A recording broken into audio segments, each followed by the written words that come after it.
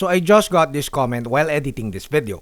Dry brushing white and throwing loads of contrast paint onto a model isn't painting. So I just had to clap back.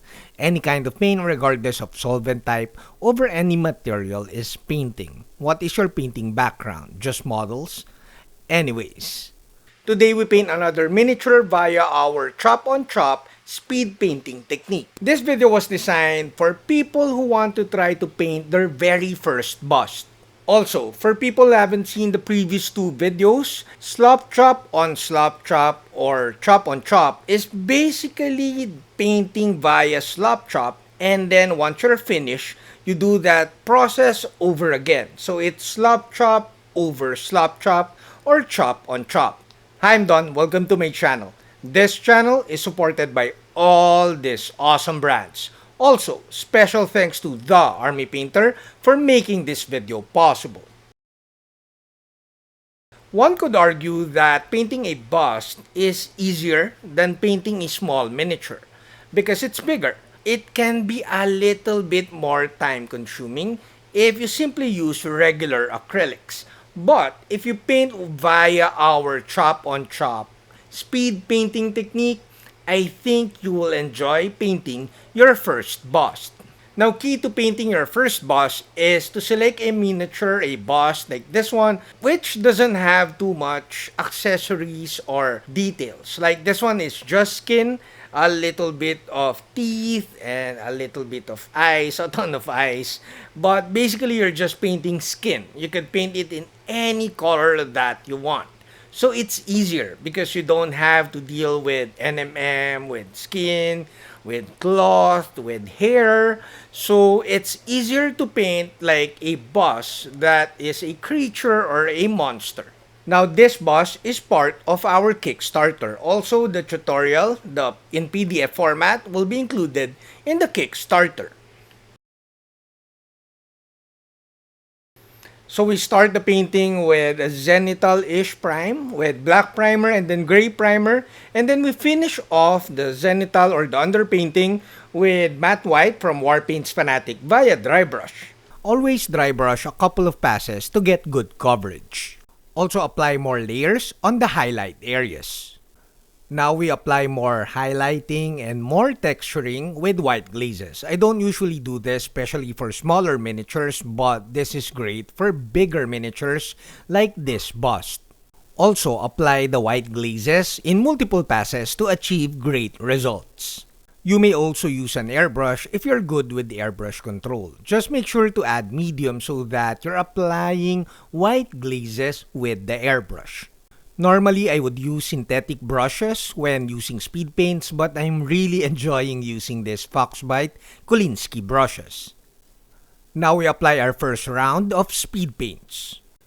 We start our painting with peachy flesh. I really like this color because it gives very nice midtones. Now, keys to good renders with speed paints is to work fast. Also, try to paint wet on wet. And lastly, try to blend the edges if you can. Now you could see in the video, I'm blending the edges with speed paint medium. But of course, you could use water. The main advantage of using speed paint medium for blending is that it makes the paints dry slower. Now I need a bigger brush, so I'm using my squirrel hair brush. It's also natural hair and it's great for washes and speed paints, but make sure to wash it immediately after using because you want to preserve this brush as much as you can because it's not cheap. So whenever you decide to use Kolinsky or any natural hair brush with your speed paints or washes, just make sure to wash it thoroughly after using. Now I find this color too saturated, so you could see that I'm diluting it a little bit with speed paint medium. This will delay or slow the drying time so that it's easier to blend the edges, and of course it will add a bit more transparency.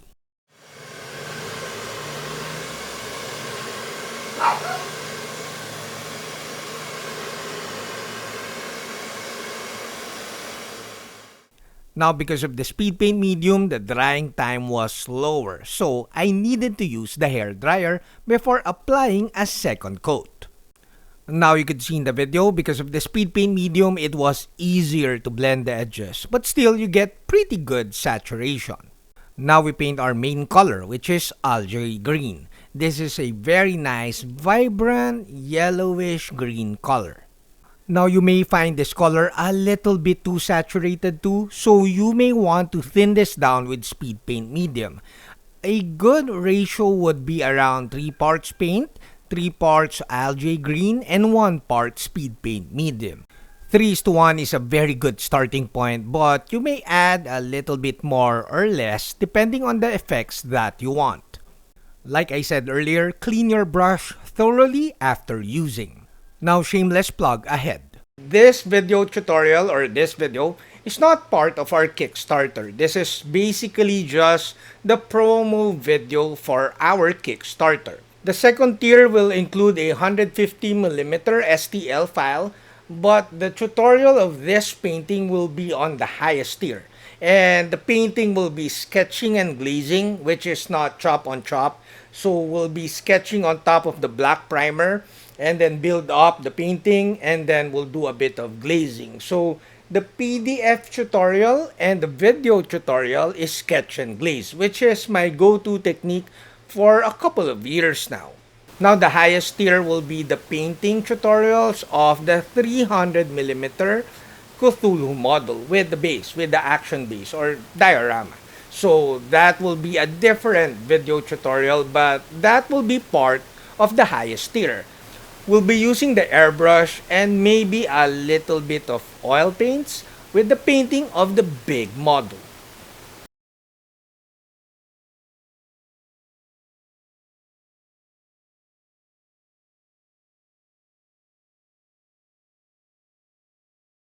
Now once you're happy with your first round of slop chop, we then do the second round of slop chop. That's why this is chop on chop.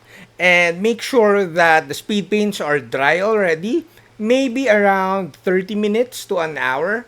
Or if you want, you could apply a quick coat of matte varnish, but let that cure for roughly around 6 hours. Once the previous painting is cured, semi-cured, you can now move on to painting white paint and dry brush it over the miniature, especially around the highlight areas, and then another round of speed paints. Try to apply multiple passes instead of heavy dry brushing during this painting process. Now you see in the video that our bust is ready for its second round of speed paints. It's important to note that the dry brushing, the white dry brushing you see right now, is multiple passes of dry brushing white paint, not one heavy coat. Now we apply the second round of speed paints. I would like to remind you guys that this is not painting. As long as you use speed paints or contrast paints, and even if you apply multiple passes, still, this is not painting, like what our commenter said at the start of the video.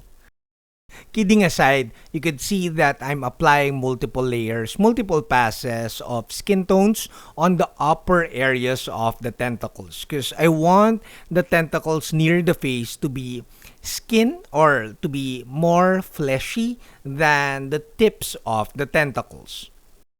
When applying multiple layers of speed paints or washes, make sure that you let dry in between layers. Letting dry in between layers will always give you the best results. You could also see in the video that I'm applying more speed paints on the shade areas where I think there will be more shadows, and thus it will make it darker and it will create more volume to the overall painting. Now we move on to using purple alchemy. This color you might find too saturated, so you may want to thin this down a little bit with speed paint medium. Now I'm applying this color on the lower half of the tentacles. This gives me nice transition from the fleshier tones near the face and like a more purple magenta color towards the tips of the tentacles. Now you could see me blending the edges with speed paint medium. If you're not good at blending edges with speed paint medium or with just water, I recommend you thin this color down a bit more with speed paint medium and apply in multiple layers. In that manner, you have a little bit more control. Now we're going to use Thunderbird Blue. This color, same as the other pastel-ish speed paint colors, are a little bit too opaque. And if you don't thin it down with medium or just water, it will be like you will lose the contrast that you created in the previous layers. Now we're using Gilly Do. This color is perfect even if you don't thin it down with Speed Paint Medium. However, you saw that I kinda added a little bit of Speed Paint Medium because I want the painting to be not too vibrant.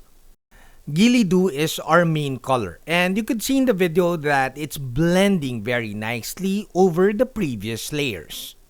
Now you could see in the video that the main advantage of our chop on chop technique is that it has way more color depth than your standard slop chop. I think it's safe to say that chop on chop is twice better than any single slop chop you see here at YouTube. So, kidding aside, you could see in the video right now that chop on chop will give you very good results because you're doing slop chop twice. And even if you plan to do more highlighting later with Warpaint's Fanatic, this is a very good starting point. But again, I'm reminding you guys that this is not painting. Now, before my final thoughts, a huge thanks to all my patrons at Patreon, Hajime Model Studio, and of course, the Army Painter for making this video possible.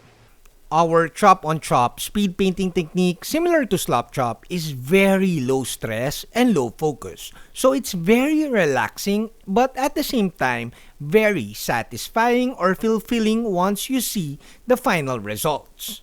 However, I must admit, since I need to use the photos and this video to promote our Kickstarter, I had to do more layering to make the painting a little bit more refined.